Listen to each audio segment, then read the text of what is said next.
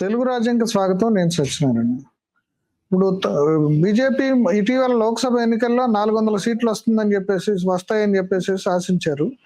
అయితే ఇప్పుడు అట్లాగే మోడీ తాను దైవాంశ సంపుతుండని, ఇంకా పూర్తిగా అసలు తనకి తిరుగులేదని, అజేయుడిని అని చెప్పేసి ప్రకటించుకున్నారు. ఇదంతా బెడిసి కొట్టింది. వాళ్ళు సింగిల్ పార్టీగా వాళ్ళకి మెజారిటీ సాధించలేని పరిస్థితి ఏర్పడింది. ఇప్పుడు ఎన్డీఏ కూటమి సపోర్ట్ లేనిదే వాళ్ళు అధికారంలోకి రాని పరిస్థితి ఏర్పడింది. అట్లాగే ఉత్తరప్రదేశ్ రాష్ట్రంలో కూడా గతంలో ఉన్న మెజారిటీ కంటే బాగా తగ్గిపోయింది. ఇప్పుడు సమాజ్వాదీ పార్టీ, కాంగ్రెస్ పార్టీ కూడా గణనీయమైన సంఖ్యలో ఓట్లు సంపాదించాయి. అంటే ఇదంతా జరిగిన నేపథ్యంలో ఇప్పుడు బీజేపీ పార్టీలో పవర్ స్ట్రగుల్ ఏర్పడింది. ఇప్పుడు ఉత్తరప్రదేశ్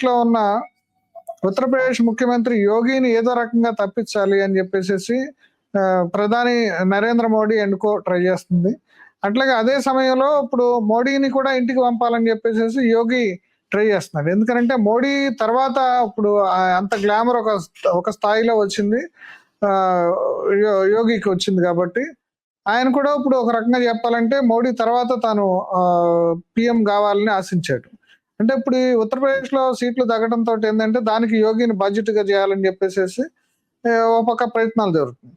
అంటే ఈ పవర్ స్ట్రగుల్ ఇప్పుడు పతాక స్థాయికి చేరింది. ఇప్పుడు బీజేపీలో జరిగిన ఈ పవర్ స్ట్రగుల్ గురించి మనతో చర్చించడానికి సీనియర్ జర్నలిస్ట్ కోటేశ్వర గారు మనతో ఉన్నారు. ఆయన అడిగి ఈ పవర్ స్ట్రగుల్ వివరాలు తెలుసుకుందాం. నమస్తే అండి కోటేశ్వర గారు. నమస్తే. అదే ఇప్పుడు ఉత్తరప్రదేశ్ లో ఉన్న యోగి ఒక స్థాయి ఒక రోజున అనుకుంది ఏంటంటే మోడీ తర్వాత ఆయనకే గ్లామర్ ఉంది, ఆయనే ఇప్పుడు ప్రధానిగా అవుతాడు మోడీ తర్వాత అనుకున్నారు. అంటే చాలా మంది పేర్లు పోటీలో వచ్చినప్పుడు కూడా ఆయన అనుకున్నారు. అట్లాగే ఇప్పుడు 75 ఏళ్ల వయో పరిమితి అనేది ప్రాతిపదికగా తీసుకొని గతంలో అద్వానీని, మురళీ మనోహర్ జోషిని పక్కన పెట్టించిన మోడీ ఇప్పుడు ఆయనకి 75 ఏళ్ళు అంటే 1-2 ఏళ్ళలో ఆయనకి సుమారుగా 2 ఏళ్ళు ఆయనకి 75 ఏళ్ళు వస్తాయి. కాబట్టి ఆయన ప్రధాన పదవి నుంచి తప్పుకోవాల్సి ఉంటుంది. అంటే ఏదైతే వాళ్ళైతే ఏర్పరచుకున్న రూల్స్ ప్రకారం ఆయన ఈ 2 ఏళ్ళలో తప్పుకుంటాడా లేదా అనేది ఒకటి ఇదైతే, ఇప్పుడు ఇంకో పక్కన యోగిని అక్కడి నుంచి ఆ పదవి నుంచి తప్పించి ఉత్తరప్రదేశ్ నుంచి వేరే క్యాండిడేట్ ని పెట్టాలని, ఎందుకంటే యోగి యొక్క ప్రభావం ఎక్కువైపోతే తమకి దెబ్బ అవుతుందని చెప్పేసి మోడీ షా ఆలోచిస్తున్నారని చెప్పేసి అనుకుంటున్నారు. ఇప్పుడు ఈ జరుగుతున్న పవర్ స్ట్రగుల్ గురించి ఏం చెప్తారు మీరు? ఇప్పుడు ఉత్తరప్రదేశ్ అనేటువంటిది 80 లోక్సభ స్థానాలతో మొత్తం దేశంలోనే అధికారాన్ని నిర్ణయించేటువంటి ఒక ప్రధానమైనటువంటి రాష్ట్రంగా ఉందనేటువంటిది అందరికీ తెలిసిందే. గతంలో ఎక్కువ మంది ప్రధానులు ఉత్తరప్రదేశ్ నుంచే వచ్చారు. అయితే ఇటీవల కాలంలో వాజ్పేయి గారు, అదేవిధంగా నరేంద్ర మోడీ గారు, మన మన్మోహన్ సింగ్ మాత్రమే ఉత్తరప్రదేశ్ వెలుపల నుంచి వచ్చినటువంటి ప్రధానులుగా ఉన్నారు. కానీ అయినప్పటికీ ఉత్తరప్రదేశ్ లో ఉన్నటువంటి బలమే ప్రధానంగా, ముఖ్యంగా మన్మోహన్ సింగ్ గారికి కాదు కానీ వాజ్పేయి గారికి, అదేవిధంగా మన నరేంద్ర మోడీ గారికి ఉత్తరప్రదేశ్ లో ఉన్నటువంటి బలం కూడా కీలకమైనటువంటి. ఈ నేపథ్యంలో చూసినప్పుడు యోగి ఆదిత్యనాథ్ ఆయన సర్వసంగ పరిత్యాగి, ఒక యోగి అని చెప్పుకున్నప్పటికీ నిజానికి ఆయన ఒక రాజకీయ యోగిగా ఉన్నారు తప్ప, అంటే అధికారంతో కూడినటువంటి ఒక యోగి లేదా మహంతులాగా ఉన్నాడు తప్ప ఆయన కాదు. ఆయన వెనకాల పెద్ద లాబీ ఉన్నది. ముఖ్యంగా అందరికీ తెలిసినటువంటిది రాజపుత్ర లేకపోతే ఠాకూర్ లాబీ ఉత్తరప్రదేశ్ లో కానీ లేదా ఉత్తరాది రాష్ట్రాలలో బలమైనటువంటి సంఖ్యరీత్యా తక్కువే ఉన్నప్పటికీ బలమైనటువంటి ఆర్థిక శక్తిగా ఉన్నటువంటి వాళ్ళు ఉన్నారు. గడిచినటువంటి 10 సంవత్సరాల్లో నరేంద్ర మోడీ గారి తర్వాత ఎవరు అంటే మీడియాలో కానివ్వండి లేదా బీజేపీ సంస్థల్లో కానివ్వండి వచ్చినటువంటి పేరు యోగి ఆదిత్యనాథ్. ఎందుకు అంటే నరేంద్ర మోడీ గారికి సంసార బంధం లేనట్టుగానే యోగి ఆదిత్యనాథ్ గారికి కూడా సంసార బంధం లేదు. అందువలన అనేటువంటిది ఒకటైతే, రెండోది ఆయనకున్నటువంటి క్లీన్ ఇమేజ్, తర్వాత బుల్డోజింగ్ గా అంటే మాఫియాల పట్ల లేదా ప్రత్యర్థుల పట్ల బుల్డోజర్ పద్ధతుల్లో ఆయన వ్యవహరిస్తారు కఠినంగా. అందుకని ఈ దేశానికి అలాంటి వాళ్లే కావాలి అనేటువంటి నేపథ్యంలో ప్రత్యామ్నాయంగా ఆయన పేరుని తీసుకొచ్చారు. కానీ జరుగుతున్నటువంటి దానికి భిన్నంగా నరేంద్ర మోడీ గారు లేదా నరేంద్ర మోడీ గారి తర్వాత ఎవరు అంటే అమిత్ షా అనేటువంటిది అందరికీ తెలిసినటువంటి ఒక సత్యం. అందువల్ల ఈ నేపథ్యాన్ని చూసినప్పుడు ఇవాళ ఉత్తరప్రదేశ్ లో పవర్ స్ట్రగుల్ అది ప్రారంభమైంది. అది ప్రారంభం కావడానికి ఎన్నికల్లో బీజేపీ అక్కడ ఓడిపోవడం అనేటువంటి దాన్ని వేగిరం చేసింది అనేటువంటిది మనం చెప్పుకోవాలి. నిజానికి లోక్సభ ఎన్నికలకు ముందే ఉత్తరప్రదేశ్ లో యోగి ఆదిత్యనాథ్ రెక్కల్ని కట్ చేయడానికి నరేంద్ర మోడీ గారు, అమిత్ షా గారు ప్రయత్నాలు ప్రారంభించారు, కానీ సాధ్యం కాలేదు. కానీ ఇప్పుడు ఒక మంచి అవకాశం వచ్చింది. ఎందుకు అంటే 80 స్థానాలు ఉన్నటువంటి ఉత్తరప్రదేశ్ లో 43 స్థానాలు సమాజ్వాదీ పార్టీ కాంగ్రెస్ కు వచ్చి, మిగిలినటువంటి స్థానాల్లో మాత్రమే అంటే సింగిల్ బిగ్గెస్ట్ పార్టీగా సమాజ్వాదీ పార్టీ వచ్చిన తర్వాత దీని అంతటికీ కారకుడు యోగి ఆదిత్యనాథ్, ఆయన వ్యవహార శైలి అనేటువంటిది గత కొద్ది రోజులుగా ఆయన వ్యతిరేకులు అంటే ప్రారంభించినటువంటి అంటే యోగి ఆదిత్యనాథ్ సీఎం అయిన తర్వాత ఆయన లా అండ్ ఆర్డర్ ని కంట్రోల్ చేశాడు, కొంత అరాచకత్వాన్ని కంట్రోల్ చేశాడు.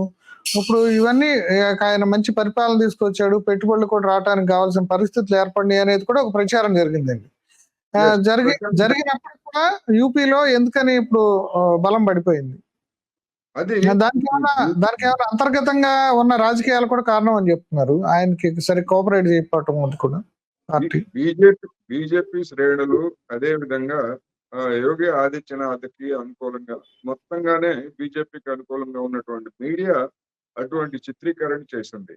కానీ ఈ బుల్డోజింగ్ అనేటువంటిది సెలెక్టివ్ గా, అంటే రాజకీయ ప్రత్యర్థులు ఎవరైతే ఉన్నారో లేదా రాజకీయ ప్రత్యర్థులతో ఉన్నటువంటి సంఘ వ్యతిరేక శక్తులు కావచ్చు, మాఫియాలు కావచ్చు, అంటే ఒక సెక్షన్ మాఫియా మాత్రమే ఆ విధంగా బుల్డోజింగ్ చేస్తున్నారు తప్ప బీజేపీకి అనుకూలంగా ఉన్నటువంటి గ్యాంగ్స్టర్స్ ని ఎటువంటి చేయలేదు అనేటువంటిది ఒకటైతే, రెండోది పేదవాళ్ళు, అంటే ఏ ఆధారం లేనటువంటి వాళ్ళు లేదా వీళ్ళ మీద దౌర్జన్యాలు చేశారనేటువంటిది అది చివరికి ఎక్కడి దాకా పోయిందంటే అయోధ్య రామ మందిరం నిర్మాణానికి గాను ఆ నిర్మాణం పేరుతోటి అయోధ్యలో కూడా కట్టడాలని విచక్షణ రహితంగా కూల్చివేసి పేదలని నిరాశ్రయాలను చేశారనేటువంటిది కూడా వచ్చింది. అయితే ఇది ఇప్పుడు ఎందుకు బాగా చర్చనీయాంశంగా అయిందంటే, అదేదో మీడియా చేసింది కాదు. బీజేపీలో ఉన్నటువంటి వాళ్ళు లేదా బీజేపీలో మిత్రపక్షాలుగా ఉన్నటువంటి నిషాద్ పార్టీ లాంటి వాళ్ళే ఓపెన్ గా చెప్తున్నారు. నరేంద్ర మోడీ మన యోగి ఆదిత్యనాథ్ బుల్డోజింగ్ మాఫియాల మీద అయితే పర్లేదు, కానీ సామాన్య జనం మీద చేశాడు. వాళ్ళు ఇప్పుడు తిరుగుబాటు చేస్తున్నారు, సంఘటితం అవుతున్నారు ప్రభుత్వానికి వ్యతిరేకంగా, అందుకనే ఎన్నికల్లో వ్యతిరేకించారు అనేటువంటిది అందరికీ చెప్తున్నటువంటి వాళ్ళు చెప్తున్నది. అందువల్ల ఎప్పుడైతే బలహీనపడి లేదా మన పరాజయాలు ఎదురెత్తారో అప్పుడు అసలు విషయాలన్నీ బయటకు వస్తాయనేటువంటిది అందరికీ తెలిసింది. ఇప్పుడు ఉత్తరప్రదేశ్ లో అదే జరుగుతాం. మోడీ అమిత్ షా వర్గం కూడా ఇప్పుడు ఆయన్ని దెబ్బతీసాయి ఎన్నికల్లో అనేది కూడా కొంత వినపడుతుందండి. అందుకనే ఇప్పుడు ఆ దెబ్బతీయటము, ఆ తర్వాత ఆయన బలహీన పడ్డాక ఇప్పుడు ఆ ఉప ముఖ్యమంత్రిగా ఉన్న మౌర్య కూడా ఇప్పుడు ఆయనకి ఎదురు తిరిగాడని చెప్పేసి చెప్తున్నారు. ఇది అందువల్ల ఒక పవర్ స్ట్రగుల్ ఇప్పుడు యోగికి ఇంటికి పోతాడా లేకపోతే ఏదో రకంగా ఇంటికి పంపిద్దామా అనేది మోడీ ప్రయత్నం చేస్తున్నారని చెప్పేసి చెప్తున్నారు. ఇప్పుడు రాజకీయ వైరం ముదిరినప్పుడు పార్టీలో కానివ్వండి లేదా ప్రత్యర్థి పార్టీల్లో కానివ్వండి, ఒకళ్ళు దెబ్బ తీసుకోవడం అనేటువంటిది అందరికీ తెలిసిందే. అది బీజేపీ కూడా దానికేమీ మినహాయింపు కాదు. అందుకని మోడీని ఇంటికి పంపించాలి అన్నప్పుడు అక్కడ వైఫల్యాలు ఉంటేనే అది సాధ్యం అవుతుంది. అందుకని ఒకవేళ అటువంటి ప్రయత్నం కనుక మోడీ వ్యతిరేకం చేసినట్లయితే ఇప్పుడు జరిగినటువంటిది ఏమిటి? మోడీ అనుకూలంగా ఉన్నటువంటి వాళ్ళు ఓడిపోయారు, యోగి అనుకూలంగా ఉన్నటువంటి వాళ్ళు కూడా ఓడిపోయి సమాజ్వాదీ పార్టీ కాంగ్రెస్ కూటమి అనేటువంటిది ముందుకు వచ్చారు. అదే అయోధ్యలోనే కాకుండా ఇప్పుడు వారణాసిలో కూడా ఈయన మెజారిటీ బాగా తగ్గిందని కూడా చెప్తున్నారు. ఎస్, అంతకుముందు 4,59,000 దాదాపు 4,60,000గా ఉన్నటువంటిది 1,50,000కి పడిపోయింది. మొదటి 2-3 రౌండ్స్ లో నరేంద్ర మోడీ గారు వెనుకబడ్డారు అనేటువంటి వార్తలు కూడా మనకు వచ్చాయి. అందువలన చివరికి ఒక విధంగా చెప్పాలంటే చావు తప్పి కన్ను పెట్టపోయినట్టుగా నరేంద్ర మోడీ గారు వారణాసిలో వచ్చారు.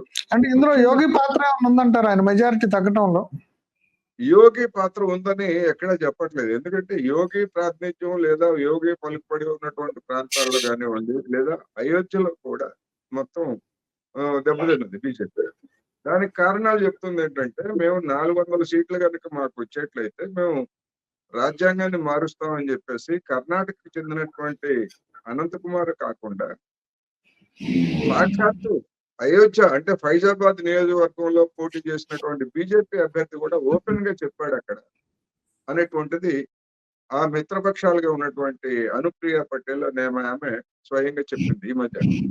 అందువలన బీజేపీ అభ్యర్థులుగా ఉన్నటువంటి వాళ్ళు చేసినటువంటి ప్రచారం ఒకటైతే, అన్నింటికి మించి నిన్న రాష్ట్ర బీజేపీ అధ్యక్షుడు కేంద్ర పార్టీకి ఇచ్చినటువంటి నివేదికలో ఏమి విషయాలు చెప్పారంటే, ఉపాధి అనేటువంటిది పెద్ద ప్రధాన సమస్యగా ఉంది. ఉపాధి కల్పించడానికి చర్యలు తీసుకోలేదు. అది కూడా దెబ్బతీసినటువంటి వాటిల్లో ఒకటి అనేటువంటిది చెప్పారు. అట్ ది సేమ్ టైం మీరు అన్నట్టుగా మన యోగి ఆదిత్యనాథ్ హిందూ వాహిని పేరుతోటి ఆయన ఒక సంస్థని ఆర్గనైజ్ చేస్తున్నాడు. చాలా సంవత్సరాల నుంచి ఆర్గనైజ్ చేస్తున్నాడు. అంటే విశ్వ హిందూ పరిషత్తు లేకపోతే బజరంగ్ దళ్ ఇట్లాంటివన్నీ కూడా ఆర్ఎస్ఎస్ ఏర్పాటు చేసినటువంటి సంస్థలు అయితే, గోరఖ్పూర్ మఠం లేదా ఆ మఠానికి సంబంధించినటువంటి నిధులతో కానివ్వండి, లేదా ఆ మఠం యొక్క ప్రభావంతో ఉన్నటువంటి ధర్మం కానివ్వండి, తనకంటూ ఒక హిందుత్వ సైన్యాన్ని ఆయన ఏర్పాటు చేసుకున్నారు. ఆ హిందుత్వ సైన్యము మొన్నటి ఎన్నికల్లో బీజేపీ అధికార అభ్యర్థులకు కాకుండా వాళ్ళను ఓడించడానికి వీలైన పద్ధతుల్లో స్వతంత్ర అభ్యర్థులకు పోటీ చేసి మద్దతు ఇచ్చారు. యోగి అనుమతి లేకుండా లేకపోతే యోగి అంగీకారం లేకుండా ఆ సంస్థ ఆ విధంగా చేసేటువంటిది కాదు. అందుకని ఇవన్నీ చూసిన తర్వాత ఆ లుకలుకలు అనేటువంటివి పెద్ద ఎత్తున బయటపడ్డాయి. అధ్యక్షుడు జేపీ నడ్డా సమక్షంలోనే ఇవన్నీ కూడా జరిగాయనేటువంటిది మీడియాలో వచ్చినటువంటి వార్త. అంటే ఇంకో విషయం అండి, ఇప్పుడు ఎవరైతే ఇప్పుడు యోగి ఆదిత్యనాథ్కి వ్యతిరేకంగా ఉప ముఖ్యమంత్రిగా ఉన్న మౌర్య ప్రకటన చేశారో, ఆయన్ని ఫ్యూచర్ లో బీజేపీ అధ్యక్షుడు చేస్తారనే వార్తలు కూడా వస్తున్నాయండి. అంటే ఇప్పుడు యోగిని దెబ్బతీయటానికి ఇప్పుడు ఆయన ప్రత్యర్థిని ఇప్పుడు అధ్యక్షులు చేయటం కూడా ఈయనకి నెగిటివ్ అవుతుంది కదా. కేశవ్ ప్రసాద్ మౌర్య అనే ఆయన 2022 ఎన్నికల్లో అసెంబ్లీ ఎన్నికల్లో ఆయన ఓడిపోయారు.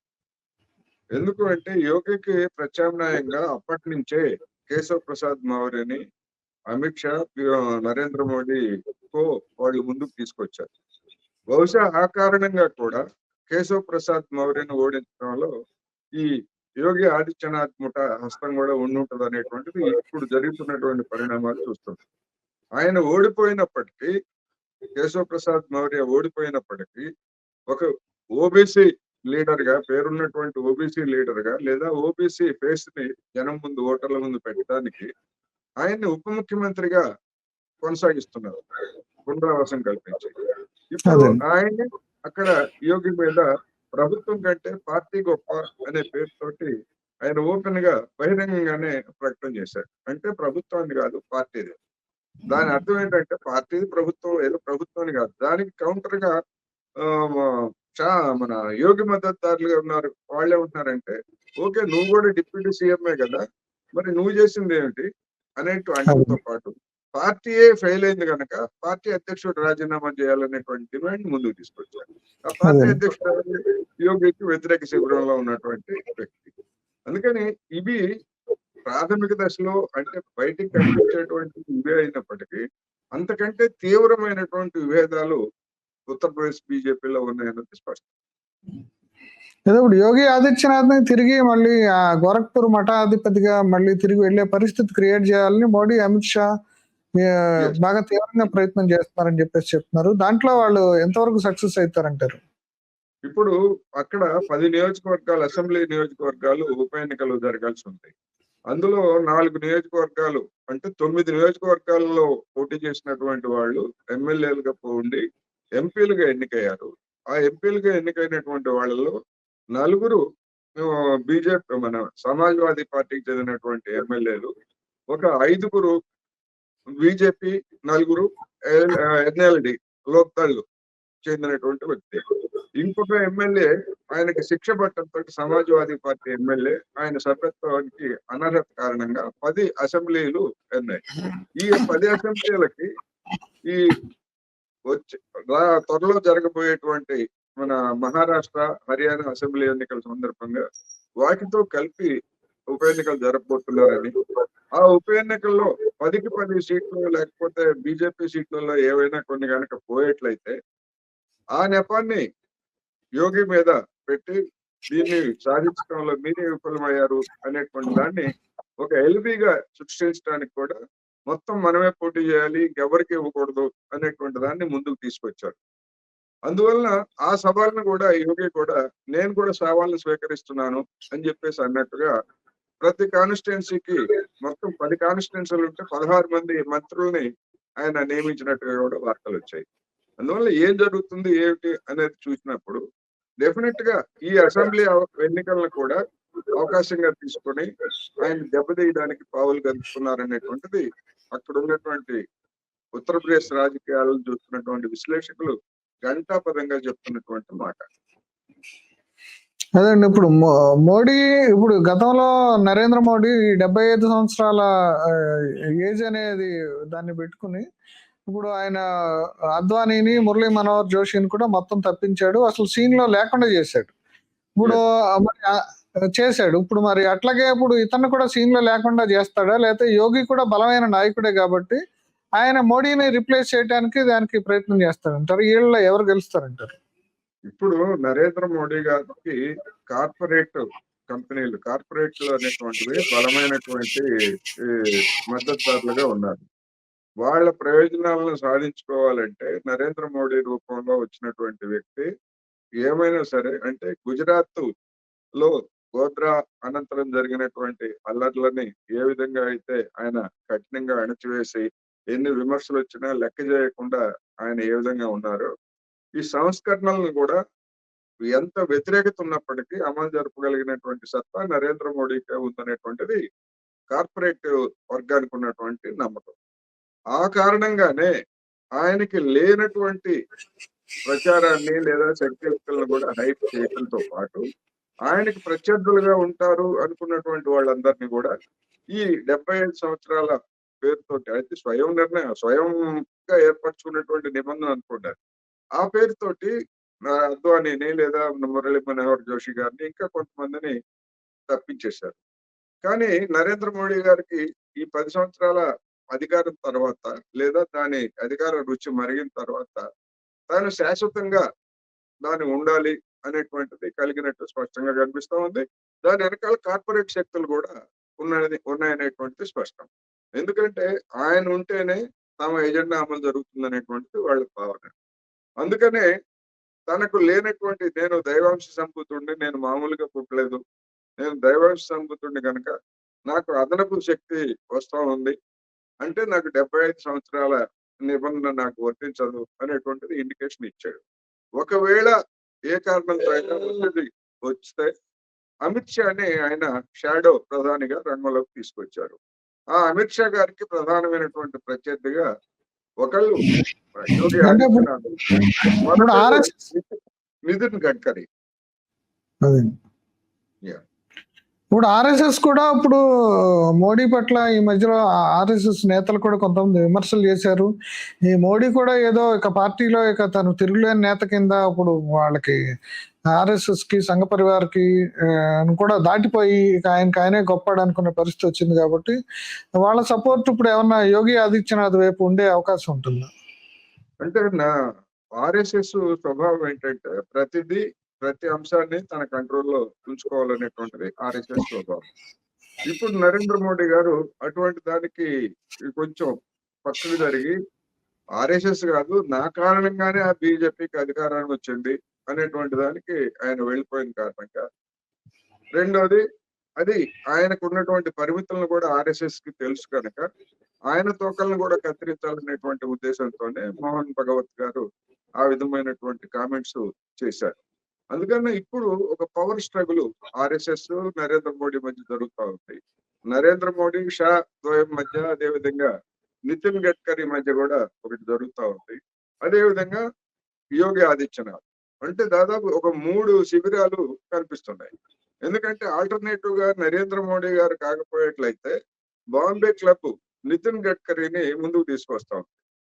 బాంబే క్లబ్ అంటే బాంబేలో ఉన్నటువంటి కార్పొరేట్ బాడీ. కంపెనీ. అందుకనే గోవా మీటింగ్ లో మనం కూడా కాంగ్రెస్ మాదిరి కనుక మనం వ్యవహరించేట్లయితే మనకే అదే గతి పడుతుందని చెప్పేసి ఆయన చెప్పడంతో పాటు అద్వానీ వీళ్ళందరి పేర్లని ఆయన ప్రస్తావించినటువంటిది తెలిసిందే. అందుకని ఎవరి పావులు వాళ్ళు కదుపుతున్నారు.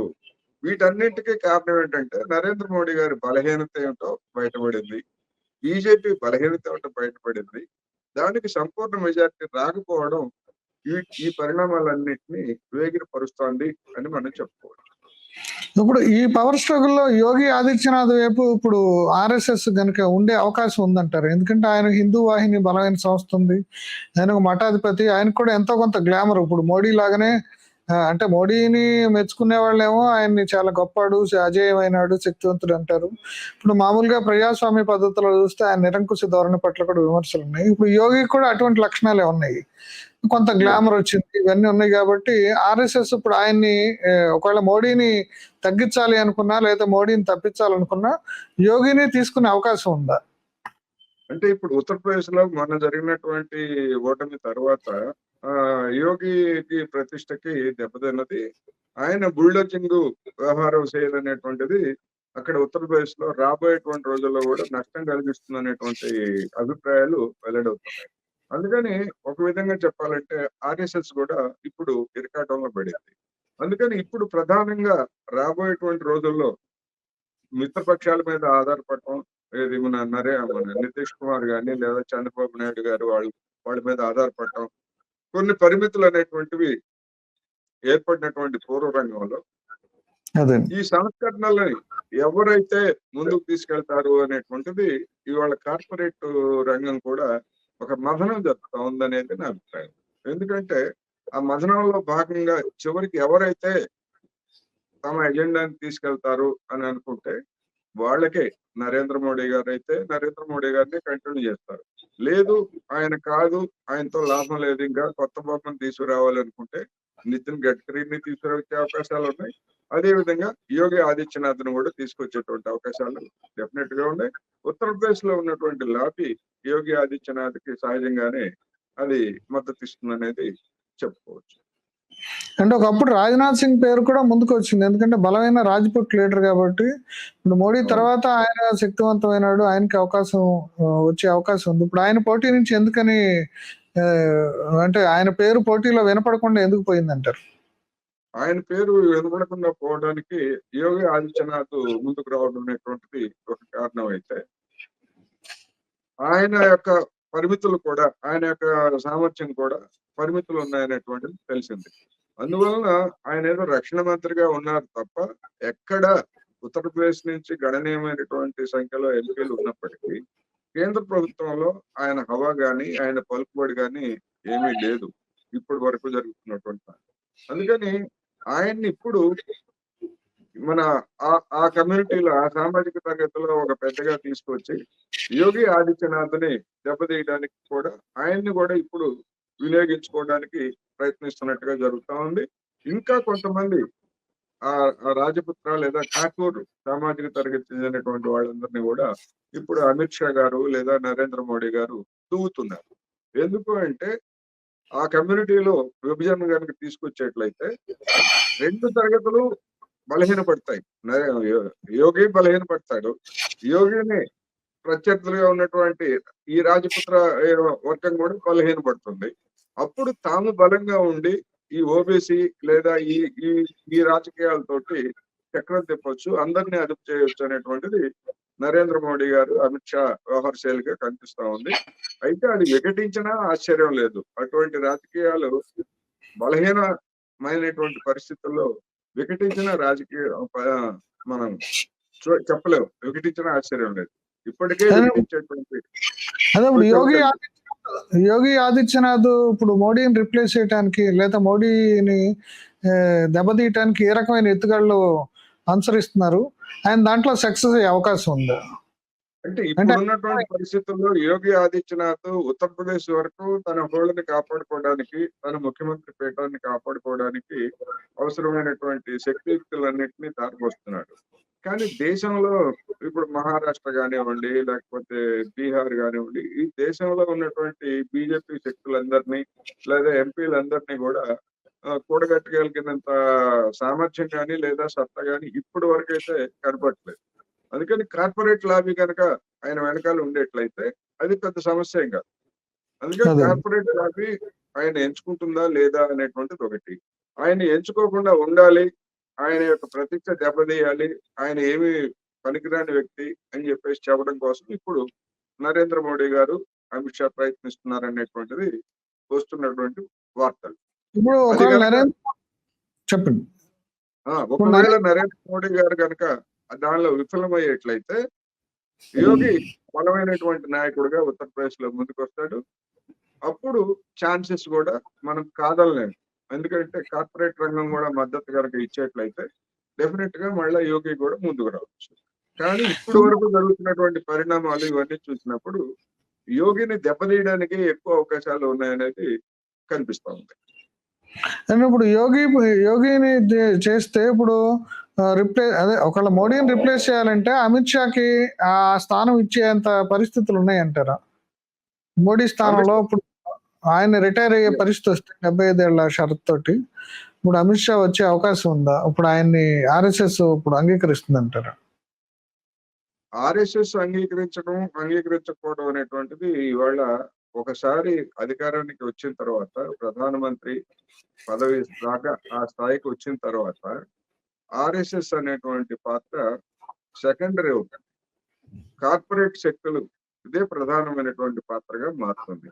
అందుకని అదే. ఆర్ఎస్ఎస్ ఆ స్థాయిని అధిగమించి కార్పొరేట్ కాదు మేమే నియంత్రించాలి అనేందుకు ఆర్ఎస్ఎస్ ఒక తీవ్రమైనటువంటి ప్రయత్నం చేస్తా ఉంది. అయితే దానికి ఉన్నటువంటి పరిమితులను కూడా నరేంద్ర మోడీ గారికి తెలుసు కనుక వాటన్నింటినీ కూడా అధిగమించి కార్పొరేట్ ప్లస్ నరేంద్ర మోడీ తనకున్నటువంటి ఆ క్లౌడ్ ని ఉపయోగించుకొని మీడియా వీళ్ళందరూ కూడా ఒక ప్రయత్నం చేస్తున్నాడు తన యొక్క పట్టు పోకుండా. అందుకని ఈ చివరికి ఏమవుతుంది ఏమిటి అనేటువంటి దానికి మనం చెప్పుకోవాల్సి వస్తే దేశంలో ఆర్థిక పరిస్థితులు అనేటువంటివి ఇప్పుడున్న స్థాయి నుంచి మరింత కనుక దిగజారేట్లయితే అవసరమైతే నరేంద్ర మోడీ స్థానంలో కొత్త బొమ్మను తీసుకురావడానికి కూడా కార్పొరేట్ శక్తులు ప్రయత్నిస్తాయి. ఆర్ఎస్ఎస్ కూడా ప్రయత్నిస్తుంది అనేది చెప్పాలి. అదేనండి. ఇప్పుడు మీరు చెప్పినట్టు ఆర్థిక పరిస్థితులు అవన్నీ బాగా అంత చెప్పుకున్నంత ఇదిగా లేదు. ఇప్పుడు ముఖ్యంగా ఉపాధి సమస్య చాలా పెద్ద సమస్యగా ఉంది. ఇప్పుడు కోటాను కోట్ల ఉద్యోగాలు ఇస్తామని మోడీ ప్రామిస్ చేశారు. ఆ విషయంలో పూర్తిగా విఫలమయ్యారు. అంటే వీటన్నిటిని దృష్టిలో పెట్టుకుని ఇప్పుడు మోడీని 75 ఏళ్ళకి తప్పించే అవకాశం ఉందా? ఎందుకంటే కొత్త నాయకుడిని తీసుకోవడం వల్ల ఈ పాత డెఫినెట్ గా అటువంటి ప్రయత్నము అది ఉన్న కారణంగానే నరేంద్ర మోడీ గారు తన జన్మ గురించి, తన శక్తి సామర్థ్యాల గురించి, తాను నేను పని చేయగలను, నాకు ఆ శక్తి ఉంది, దేవుడు నాకు ఆ శక్తి ఇస్తున్నాడు అని చెప్పడంలో ఉద్దేశం అదే. నాకు 75 సంవత్సరాలు వర్తించదు ఆ నిబంధన, నాకు అతీంద్రియ శక్తులు ఉన్నాయి అనేటువంటి ప్రచారాన్ని ఆయన తీసుకురావడానికి కారణం అదే. దాన్ని ఏం చేస్తారు ఏంటనేటువంటిది చూడాలి. అదే. ఇప్పుడు ఏదేమైనా సరే ఇప్పుడు మోడీకి, యోగికి మధ్యలో వస్తున్న ఒక పెద్ద పోరాటం అనేది మోడీకి పెద్ద సవాల్‌గా మారింది. అట్లాగే ఇప్పుడు యోగి కూడా ఉత్తరప్రదేశ్‌లో తాను ముఖ్యంగా సుస్థిరం అయితే తప్ప ఆయన తర్వాత మళ్ళీ ప్రధానికి కంటెస్ట్ చేసే ప్రధాని పదవికి పోటీ పడే అవకాశం లేదు. మోడీని ఓడించే అవకాశం లేదని చెప్పేసేసి కోటేశ్వరరావు గారు చెప్తున్నారు. ఇప్పుడు ఈ బీజేపీలో కొత్తగా రగులుతున్న పవర్ స్ట్రగుల్ గురించి మనకి విశ్లేషణ అందించిన కోటేశ్వరరావు గారికి థాంక్స్ అండి. నమస్తే అండి. నమస్తే. Please do subscribe to Telugu Rajyam channel. Please do subscribe to Telugu Rajyam channel. Please do subscribe to Telugu రాజ్యం ఛానల్. హాయ్ అండి, నేను మీ ఆర్పీని, నెల్లూరు పెద్దారెడ్డి చేపల పులుసు ఓనర్ని. మీరు తెలుగు రాజ్యం అనే ఈ యూట్యూబ్ ఛానల్ సబ్స్క్రైబ్ చేసుకుని మంచి వీడియోలతో వస్తారు. Thank you so much. Hi people, I'm Sonakshi Verma and you please watch Telugu Rajyam and please subscribe to the channel.